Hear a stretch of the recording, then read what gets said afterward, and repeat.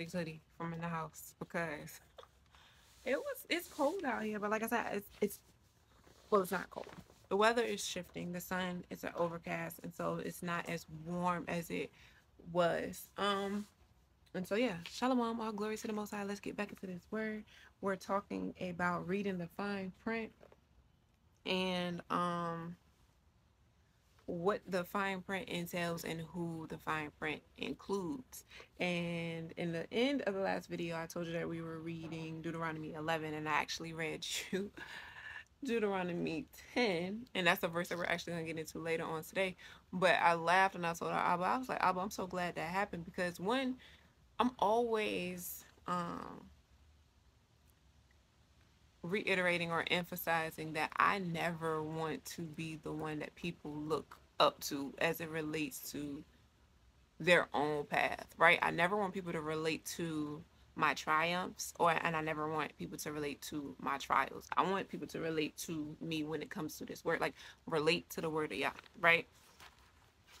Understand that that's why I'm here. That's why I was created. And so when I have little, sorry, my battery was going to, when I have these, I don't even know what to call it, these moments of grace, I guess, right? Of humility, bless ya.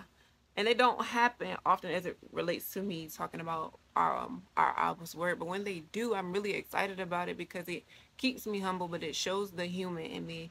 And I feel like it makes me more real. You get what I'm saying? Because I never want to get put on a pedestal and I never want to be seen as something that I am not. And when that happens, it's like, yeah, Abba, because I'm your daughter, not you. You know what I mean? I'm not Yah. And I could never be Yah. I could never, my body couldn't even contain his greatness, the vastness of his greatness. And so when things happen that reveal how human I am, I get excited about it as it relates to, you know what I mean? Oh, I'm misspoke, or as it relates to pronunciation, or I like now I said 11 when we were in 10, but we are about to get into 11 now, siblings, so let's go ahead and do that. And we're talking about reading the fine print. So we're going to go to Deuteronomy 11 verse 13. Okay. Or did I oh no, I did. Yeah, okay. See, you just wanted me to let people know that. Okay, cool. I thought that I read 10, but I didn't. I read 11. Okay. And so in that, what was Yah saying? Like, what is the gist of what Yah was saying in these verses? And I have in every season of our lives, right? Yours and mine. Yah is telling us he will be with us, not just in attendance, right? Because I feel like religion will have us saying, oh, Yah's with me, but we don't really understand what that entails, what that means. When you are in the presence of Yah, when you are in that protected place, that covenant, right? That sacred womb, when you are in the presence of the glory of our Abba, there is protection there, there is provision there, there is separation, right? It's not just, oh, he's there in attendance, but he will protect you, provide for you, and make way for you, okay? The requirements of that, the same, they are the same as they have been since Yah created everything, okay? Since the creation story, this has been the requirement that you have to be in love with Yah because Yah is in love with you. That's really the covenant. The covenant is I'm in love with you, and in response, your responsibility is to be in love with me. Right? That's why he says, if anyone says that they love me but does not keep my commands is a liar and the truth isn't in them. Why? Because in order to love me, you have to keep my commands. You have to be obedient. That's Yah's love language. And I do this because that's not Yah's love language. Is just a worldly understanding of how people like to be appreciated, how people like to be responded to in a way that makes them. And our Abba doesn't need that. But for the sake of this, I just wanted to use that term to better illustrate how our Abba is expecting our response to him based on his response to us, okay? And so we have to get into an understanding of, like I said, reading the fine print. So Yah is like, yo, because I'm in love with you, right? This is what I want back. Just like us, when we love people, when we tell people we love them, our expectation is, you know what I mean? Even if they don't say that they love us back, that there's a display of the recognition of our love for them, and then also a display of their love in response to our love towards them. It's like, I gave you love, give me love back. Like, you know what I mean? But our Abba isn't telling us that because he loves us, he's demanding us to be in love with him. He's like, no, because I'm in love with you. In response, this is my desire. My desire is for us to be in a relationship. I'm in love with you. I want you to be in love with me. And I'll show you. Okay. Notice I said in love and not love, right? I said that Yah wants us to be in love with him, not just, oh, Yah loves us and he wants us to love him back. Words mean things, okay? And we talked about that. So, but also from like when we're looking at language and words and etymology, right? The origin of a word, the understanding of a word, understanding of the definition of a word, what a word is understood to mean, right? So there are ways in which a word is understood to ways in which a word is understood to be meaning, or the definition of a word at the, like I said, when we're looking at etymology, but also on a personal level, right? So we're going to talk about the word love, right? And we're going to start with what is really widely known and widely said and widely misunderstood. For Yah so loved the world that he gave his only son.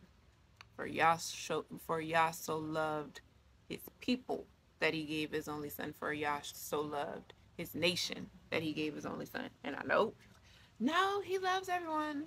I'm going to tell you about love and in love, right? For Yah so loved his people, okay? For Yah so loved the nation of Israel, or Yashrael. World means nation, okay? A specific group of people. For Yah so loves his chosen. And I'm going to tell you what man says, right? Because we have to. We have to look at, when we're talking about biblical understanding, from where I am right now is in English. I read the Bible in English, and when I'm talking to you and I'm telling you what it says, I'm speaking in English. So we're going to use a English dictionary to define the English words that we find in the English Bible. And I'm going to tell you, all right, about this word world.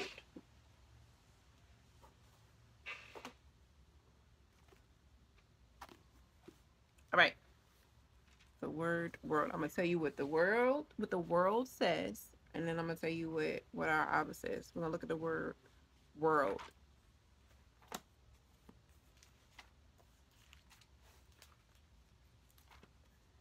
And I'm gonna tell you so you can get an understanding, and then after that you can do what you want to do with it. It doesn't negate that it's true. Okay, world.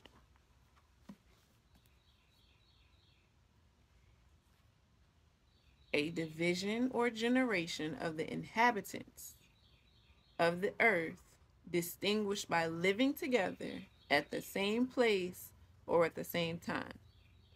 What is that? A nation, a group of people. That's what it says right here. A group of people living together at the same place at the same time. The next one, a distinctive class of persons or their sphere of interest. So a specific class of people, a distinctive class, right? So we're talking about a specific people, a distinctive class living together at the same time. That's the definition of world, right? So, okay, so now we're going to talk about nations. What do you mean when you say nations? Let's talk about nations. 770. What is a nation? First of all, I thought this was cool. It says a non-Jewish nationality. And I need your brain to go there so you can understand. Absolutely, a non-Jewish nationality. All right. A community of people composed of one or more nationalities and possessing a more or less defined territory and government. What is a government? The governing people or the laws that keep a person or a group of people intact. right? The standards and the structures and systems that define a people. Torah. Okay? So a nation, I'm gonna just tell you, a community of people composed of one or more nationalities. So after Yah took us from Egypt, right? And even before then, when you look, where did Abraham come from? He tells you who his people are. Who else? When you look at the lineage, when you look at who Boaz mom is, right? Like a mix. So when we're talking about Hebrew people, we have to understand that we were mixing and okay. We were mixing and grabbing people and bringing people with us, especially when we left Egypt. When Yah took us out of Egypt, we left a mixed multitude, okay? So a community of people composed of one or more nationalities and possessing a more or less defined territory. Yah divided up our territory. He told, okay, he said, this is your land. Reubenites here, okay. We got who else? You got Yehuda or Judah over here. So it was divided. 12. And then the next one, a territorial division containing a body of people of one or more nationalities, okay? Usually characterized by relatively large size and independent status. That was us. Yah didn't place a God over us. Yah didn't place a king over us. Yah, it tells us in scripture, Yah said, I have placed no entity above you. Yah says, I am your teacher. I will guide you with my eye. Torah. All these other, that's why he said, when you go into these other nations, don't worship me like how they worship their God. Don't interact with their women. Don't let their sons marry your daughters. Because it was going to corrupt the mind. It was the fine print. We wouldn't be able to pay attention. We would no longer pay attention to the fine print, which is the love of our Abba, which comes from Torah. We will be moving away from that. For Yah so loved the world, okay? For Yah so loved his people that he gave them his son. Yah so loved Israel as it relates to Yashrael, his people, the people of the book, that he gave them his son, okay? We talked about what world means. We talked about a nation, okay? The tribe, because sometimes we're called the tribe. Okay, so let's talk about what a tribe is. Let's talk about what a tribe is.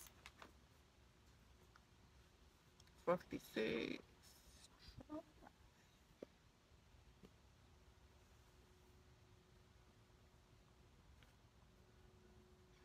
A social group comprising numerous families, clans, or generations together with slaves, dependents, or adopted strangers. Is that not us? People of Yah. Is that not us? What is it? How did it say Abraham traveled? When Moshe left, how did he travel? Okay? A group of persons having a common character, occupation, or interest. That's us. What is our common character? Our Abba. What is our common interest? Our Abba. What is our common occupation? Our Abba. What do you mean when you say our Abba? What do you mean that's our interest? This is what sets us apart from everyone else and unifies us amongst ourselves. The ways of our Abba. His word, his truth, his laws, his government. Okay? For Yah so loved the world, right? Okay? Now, I'm going to tell you what Yah say. Because I just told you what man said. You might not, you might not be feeling that. So, I'm going to go ahead and tell you what our Abba says. We're back in Deuteronomy. We're going to go to Deuteronomy chapter, let's do 26 first. Chapter 26. Verse 19. Matter of fact, start at verse 18. And Yahuwah has distinguished you today to be for him a treasured people, as he spoke to you, and to observe all his commandments, and to make you supreme over all the nations. Because you want to tell me I'm not telling you the truth. To make you supreme over all the nations that he made for praise, for renown, and for splendor, and that you will be a holy people to him as he spoke. So separate from the nations. The people of Yashrael are separate from the nations. Okay? That's what you... Well, no, that was in the Old Testament. That doesn't mean when Yahushua HaMashiach came, that undid everything. Go to Matthew 15:24.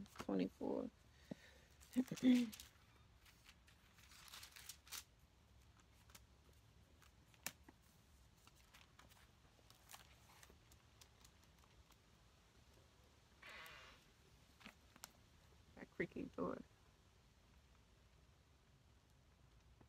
Matthew 15, verse 24.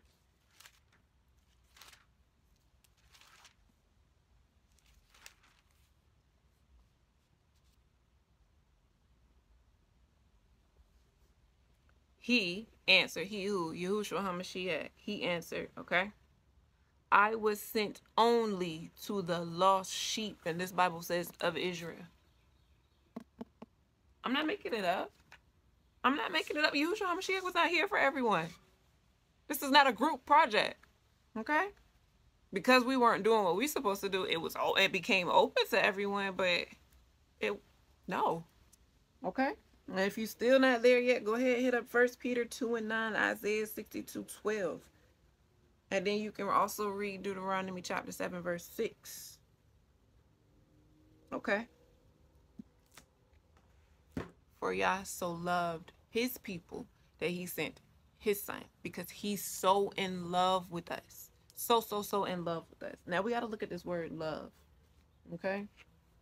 Because the same way I told you what the world says and what our Abba says, in comparison to what our Abba says, I'm going to tell you the same thing as it relates to love, and then we're going to get up out of here. Okay?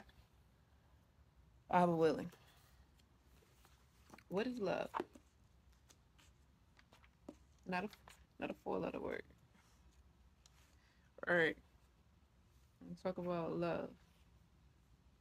Strong affection for another. Affection based on admiration, benevolence, or common interest. What do we have in common interest with our Abba? What is y'all interested in? Do you know? Do you know where our Abba's interests lie? Because in order to have a common interest with someone, you have to know what their interests are, to know that I have that in common with you. We share those interests. What are our Abba's interests? Read your word. That's what love means according to the world, right? I'm going to tell you what it means according to our Abba.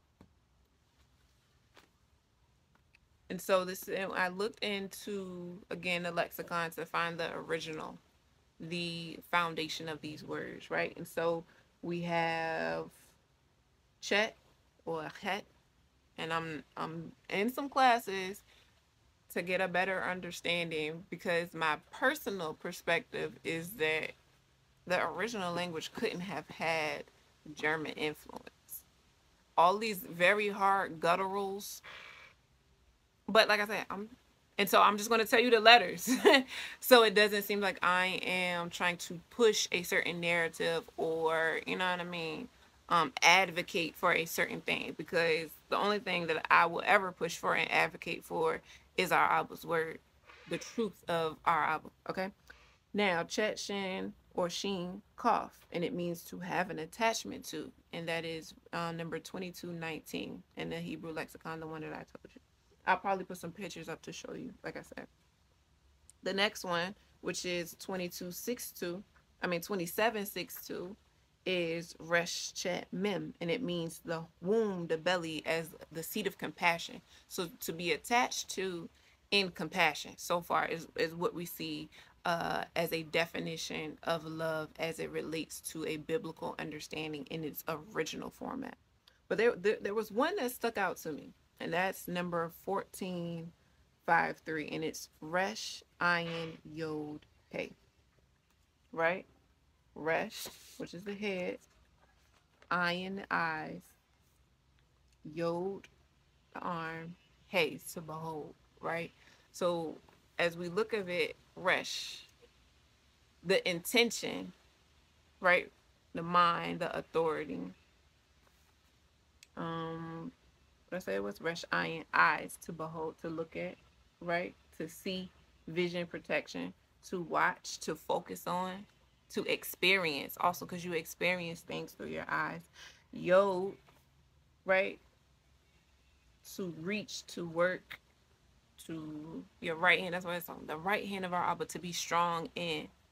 And then the last one is hey, which means to breathe, to look, to reveal, to be in awe of. That sounds like love.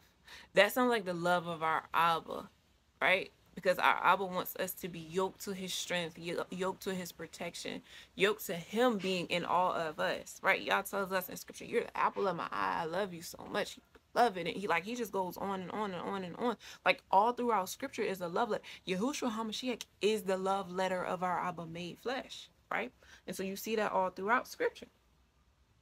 And so as I was reading the definition, and it says the love of a friend or flock. And it says the pictographs,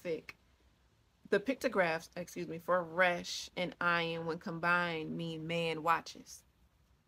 The shepherd closely watched over his flock, okay? Often they are his only companion. And I thought about it, I was like, wow, Abba, that really sounds like you. And then I took it a little deeper, bless y'all. He gave me insight, and I was like, wow, Abba, you chose us out of everyone else to walk beside. Children of Yah. In response to us choosing Yah, Yah has chose us to walk beside, right? Because he originally it's like, all right, I'm for y'all. We turned away from him. He's like, bet y'all gonna turn back, and when y'all do turn back, it's gonna be us. We're gonna be together. And so it's like in response to that, he has also chosen us. And then I thought about it, I was like, wow, I thought about the Most High being singled out, right? Because that's what it says. The flock are often his only companion. I thought about him being singled out, off to the side, by himself with everybody walking past, doing their own thing, not paying attention to them, not paying attention to him. Not just like, oh, he doesn't matter, but it's like, nah, he's non-existent, right? He's non-existent to the radar of those who are his passerbys, those who he's looking for, just non-existent to them. Void of space and matter, empty to all around him, not lonely, because one can be surrounded by people that value him and still feel lonely, or the absence of true companionship as a whole, coupled with a desire for it. That's not what I'm talking about. I mean, like, not only do I not have anyone to want, but in response to that, there is nobody that wants me. Can y'all imagine our Abba feeling like that? Like, feeling like I'm not even worthy enough to be unworthy. Because that's how we make him feel.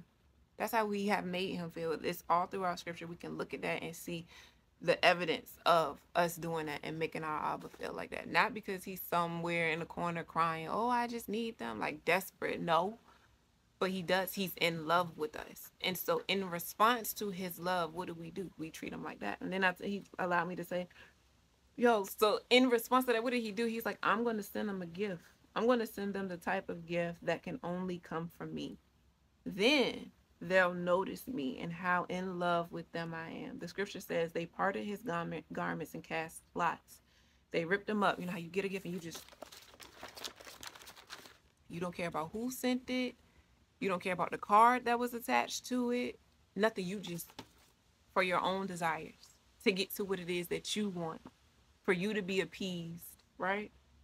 Disregarded his worth, his value, and his gift tag saying from the Most High, from Yahuwah, in love. Isn't that wild? Isn't that wild? Okay? So, back. What is the fine print? What does it include? We're going to go again to Deuteronomy. We're going to read chapter 5.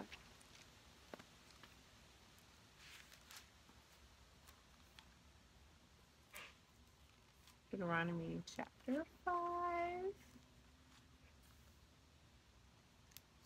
verse 29. We want to know what the fine print entails and who it includes.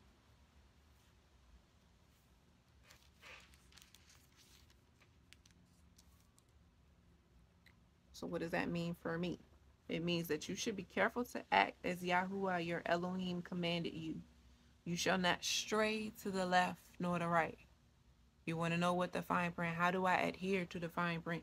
You shall be careful to act as Yahuwah your Elohim commanded you. You shall not stray to the left nor to the right. Well, what does that mean? Like, how do I not stray to the left nor to the right? Shema Yashrael, okay? Yahuwah Eloheinu, verse 4, chapter 6. Hear, O Yashrael, Yahuwah is our Elohim. Yahuwah is the one and only. You shall love Yahuwah your Elohim with all your heart, with all your soul, and with all your resources. And these matters that I command you today shall be upon your heart. You shall teach them thoroughly, not passively, not just on when we want to say thank God for good things and the devil make bad things. No, you shall teach them thoroughly to your children, and you shall speak of them while you sit in your home, while you walk on the way, when you retire, and when you arise. Bind them as a sign upon your arm, and let them be ornaments between your eyes. Write them on the doorposts of your house and upon your gates. We're talking about the fine print. We're talking about adhering to the fine print. We're talking about what the fine print entails and who it includes. Okay? And if you want to know what it means to love Yah with all your heart, with all your soul, and with all your resources, read Deuteronomy 28, 29, and 30, and you will have a clear, it's clear, without a doubt clear, leaves no room for misunderstanding clear. Read it. Read Deuteronomy 28, 29, 30 in its entirety. Okay? You have to know the terms and conditions of the contracts you surrender yourself to. Okay? Because that's what you're doing. You're surrendering yourself. When you sign your name, when you say I do, you're surrendering yourself to the terms and conditions of that in which you are signing. And y'all be out here surrendering yourselves to contracts that you have no understanding of. You go in the store, you get a credit card, you sign, you didn't read none of those little teeny, you didn't read it. Whether you didn't read it because you felt like you didn't have time, you didn't care, what have you, whatever, you didn't read it. You didn't read. You signing stuff at the doctor's office, not reading. Signing stuff at a lawyer's office, not reading. Signing your life away, surrendering your total self, your whole self, to terms and conditions that you have no clue about. You have no understanding, fully committing with no understanding, and that is wild. That's why our people perish because of lack of course, you're signing your life away. You verbal contracts, spiritual contracts, physical contracts, sexual contracts. You get into blood covenants with things you have no understanding of your responsibility to. And so with that, we will talk about next time, who are you marrying? Like, who are you in covenant with? You have to understand these terms and conditions before you say I do. So you need to know that person. Yah has taken the time for us to get to know him. That's why he gave us the word, get to know me. Because you're in covenant with me, right? Due to the ancestors we've already read. In scriptures, they say, that which you have said we will do, us and our children. Read Deuteronomy, read Torah. If you haven't read Torah in its entirety, you need to do that. You need to do that so that you can understand who you are and whose you are and the requirements that come along with that. Not only in your requirements that come along with that in your relationship with the Most High, but the requirements that come with that in your relationship with other people, with us. And then understand why those requirements are what they are. Okay? Shalom, I love us.